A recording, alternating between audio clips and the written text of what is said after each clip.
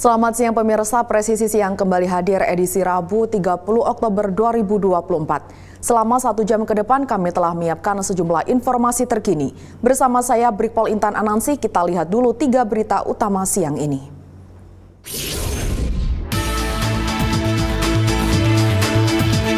Polres Tangerang Selatan berhasil menyita 642 kg narkotika jenis ganja yang didapat dari 15 orang tersangka.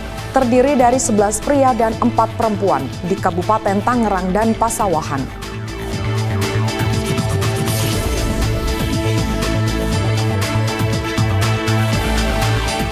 Sebagai bentuk perayaannya hari jadi ke-73 Humas Polri, Divisi Humas Polri menggelar sejumlah kegiatan positif dan sarasehan yang menghadirkan Kadif Humas pada masanya.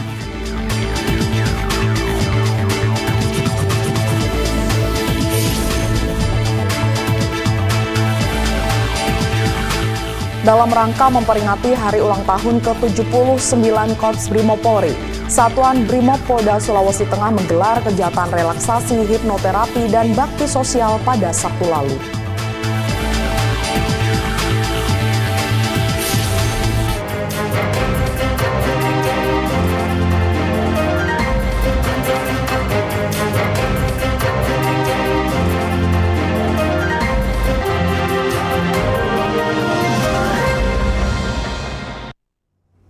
Polres Tangerang Selatan berhasil menyita 642 kg narkotika jenis ganja yang didapat dari 15 orang tersangka, terdiri dari 11 pria dan 4 perempuan. Diketahui para pelaku ini tergabung dalam 3 kelompok yang berbeda. Hal ini disampaikan Kapolres Tangerang Selatan AKBP Victor Daniel Henry Inki Riwang dalam rilisnya pada Kamis lalu. Ia menerangkan dalam pengungkapan kasus ini bermula dari tertangkapnya 3 tersangka berinisial WRI, IG, ABS di wilayah Kadu Agung, Curug, Kabupaten Tangerang dan Pasawahan, Kabupaten Purwakarta. AKBP Victor mengungkapkan dari hasil penangkapan, ketiga tersangka didapat sebanyak 140,4 kg narkotika jenis ganja kering siap edar. Kemudian pihaknya melakukan pengembangan ke wilayah Kelurahan Batu Jaya, Batu Ceper, dan berhasil mengamankan 3 bandar berinisial RRU, AH, dan RW. Dari penangkapan ini, polisi menyita ganja seberat 390,59 gram. Tidak hanya itu, dalam pengungkapan kasus ini, tim penyidik Polres Tangerang Selatan melanjutkan pengembangan ke daerah Kabupaten Gayo Lues dan Blan GP di Kabupaten Aceh Barat Daya. Di sana polisi mengamankan tersangka berinisial MS, RM dengan barang bukti ganja sebanyak 501,2 kg. Pada kesempatan yang sama, Kasat Narkoba Polres Tangerang Selatan AKP Bahtiar Noprianto menjelaskan bahwa para tersangka menggunakan berbagai modus operandi penyelundupan narkoba, di antaranya dengan menjual melalui media sosial. Untuk modus operandi dengan klaster ganja, mereka mengedarkan narkotika jenis ganja melalui media sosial. Dan untuk klaster sabu, mereka menyelundupkan narkotika jenis sabu yang mana disamarkan dengan barang bawaan penumpang untuk mengelabui petugas. Dan jaringan ini adalah jaringan internasional yang dikendalikan dari Afrika. Kemudian untuk modus operandi MDMA, tersangka menyelundupkan narkotika jenis MDMA ini disamarkan dengan pengiriman tong stainless berbentuk asbak rokok untuk mengelabui petugas. Dan jaringan ini adalah jaringan internasional yang dikendalikan dari China. Untuk narkotika jenis ganja, ya, mereka menjual atau mengedarkan dalam bentuk per kilo, ya, di mana per kilonya ini mereka mengedarkan atau menjual sebesar 10 sampai 15 juta per kilo, ya. Jadi mengedarkan tidak secara ecer, tetapi mengedarkan ke seluruh Indonesia per kilo. Jajaran Satres Narkoba Polres Serang berhasil mengamankan 7 orang tersangka kasus penyalahgunaan obat-obatan terlarang jenis daftar G dan berhasil menyita ribuan pil dari berbagai jenis. Menurut Kasat Narkoba Polres Serang, KKP Bondan Rahardiansyah, para pelaku merupakan pengedar di wilayah Serang, Banten. Dari ke-7 orang yang berhasil ditangkap, polisi mengamankan barang bukti 3.000 butir pil Heximer, 2.000 butir pil Tramadol, dan jenis Yarindo sebanyak 800 butir. Kapolres menjelaskan penangkapan terhadap para pengedar obat keras ini merupakan tindak lanjut dari informasi masyarakat. Ia menegaskan sekecil apapun informasi yang disampaikan masyarakat akan ditindaklanjuti. Selain menjadi atensi pimpinan kepolisian, hal ini guna melindungi generasi anak bangsa dari bahaya narkoba. Akibat perbuatannya, para tersangka terancam hukuman hingga 12 tahun penjara. Jadi selama seminggu ini dengan BB sekian ribu, kami melaksanakan pengungkapan berdasarkan atensi dari Bapak Kapolda. Tersangkanya ada 7 orang dari Wilkum Serang Kabupaten semua. Ada kategori pengedar dan pemakai selama 1 minggu berdasarkan perintah dari Polrestabes Surabaya menggelar hasil operasi Tumpas Narkoba Semeru 2024 yang digelar pada 11 sampai 20 September 2024 lalu. Dalam rilisnya, pada Senin lalu Kapolrestabes Surabaya Kombes Pol Lutfi Sulistiawan mengatakan pihaknya telah berhasil mengungkap total 59 kasus dan mengamankan sebanyak 83 tersangka.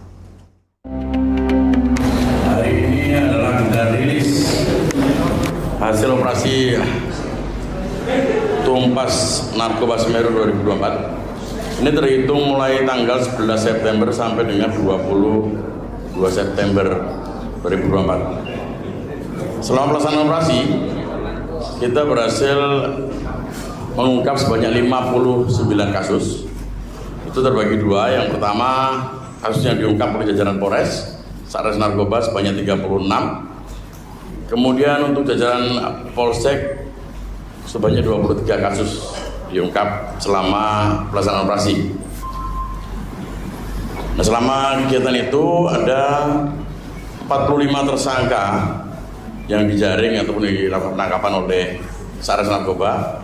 Lalu kemudian untuk Polres sebanyak 38 tersangka, jadi totalnya ada 83 tersangka. Untuk barang bukti yang pertama berkaitan dengan sabu sebanyak 16 kilo 819,96 gram.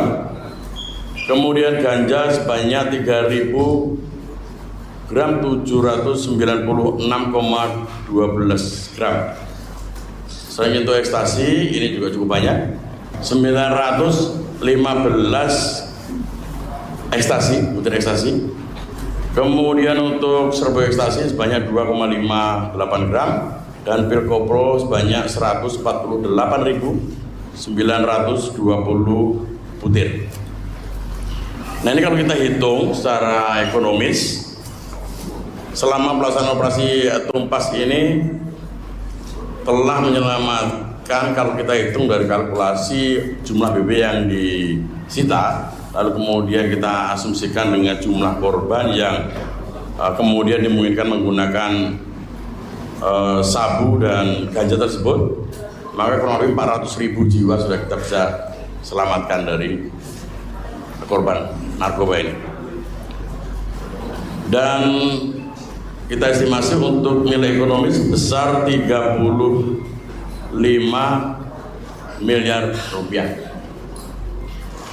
Nah, ini juga terus kita akan lakukan peningkatan dan operasi-operasi seperti ini terus kita lakukan. Ini juga sejalan dengan kebijakan Bapak Presiden untuk pemberantasan narkoba yang juga menjadi konsen beliau.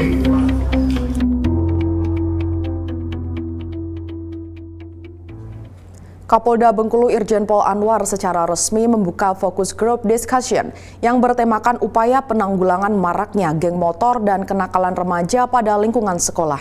Kegiatan ini dilaksanakan sebagai inisiatif Direktorat Binmas Polda Bengkulu untuk memperkuat kolaborasi antara berbagai pemangku kepentingan dalam menciptakan keamanan yang lebih baik. Berikut liputan selengkapnya. Pemirsa, Kapolda Bengkulu Irjen Pol Anwar SIK MSI membuka secara resmi forum grup discussion dengan tema upaya penanggulangan maraknya geng motor dan kenakalan remaja di lingkungan sekolah. Kegiatan ini dilaksanakan di Ballroom Hotel Mercure Bengkulu.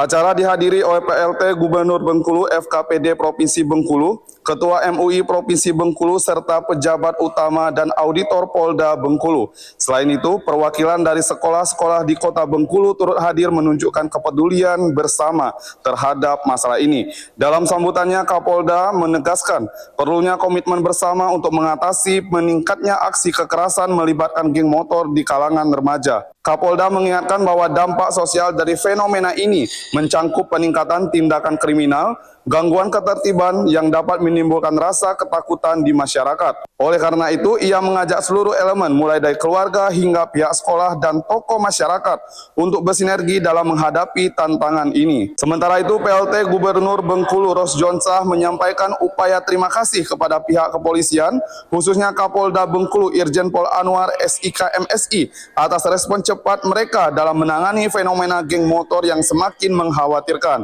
Ia menekankan pentingnya kolaborasi antara pemerintah, kepolisian, sekolah, dan masyarakat untuk menciptakan lingkungan yang aman bagi generasi muda. Dengan semangat kebersamaan, optimis bahwa hasil diskusi ini dapat memberikan dampak positif bagi masyarakat dan membantu mencegah terjadinya aksi-aksi negatif di masa mendatang.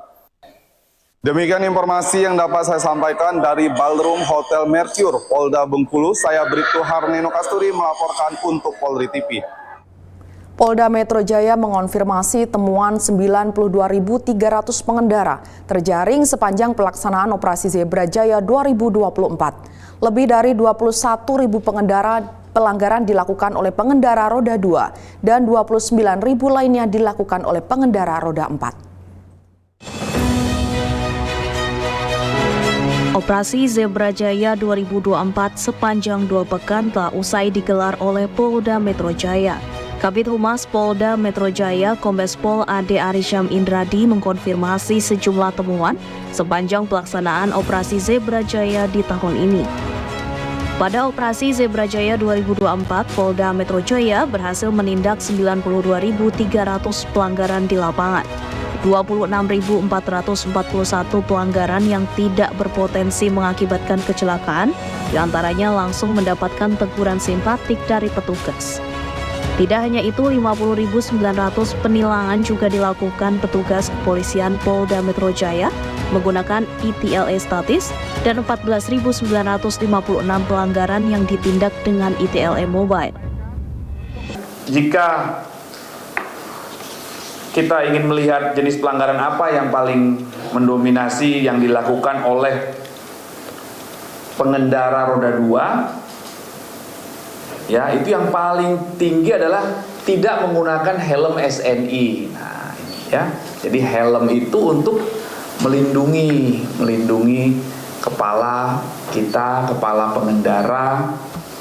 Tolong menggunakan helm yang sesuai SNI agar apabila terjadi sesuatu maka fungsinya optimal dan kepala kita terlindungi, ya, mohon digunakan. Kemudian roda 4 yang paling banyak pelanggarannya adalah tidak menggunakan safety belt. Apa itu safety belt, Mas? Sabuk keselamatan itu sudah ada di kendaraan kita, ya dipakai. Fungsinya ya untuk keselamatan, ya, mohon dipakai, ya, dijadikan budaya dan itu menjadi kebutuhan kita. Pada Operasi Zebra tahun ini, petugas kepolisian menurut Kabid Humas juga melakukan 30.859 imbauan dan penyuluhan terhadap perorangan dan kelompok. Meski Operasi Zebra 2024 telah berakhir, kepolisian berharap masyarakat semakin disiplin dan patuh aturan lalu lintas untuk menekan angka pelanggaran dan kecelakaan. Dari Jakarta, Faris Hasni, Irfan Juni, Polri TV. Divisi Humas Polri menggelar sejumlah kegiatan positif dan sarasehan yang menghadirkan Kadif Humas Polri pada masanya. Informasinya akan hadir untuk Anda usai jeda berikut ini.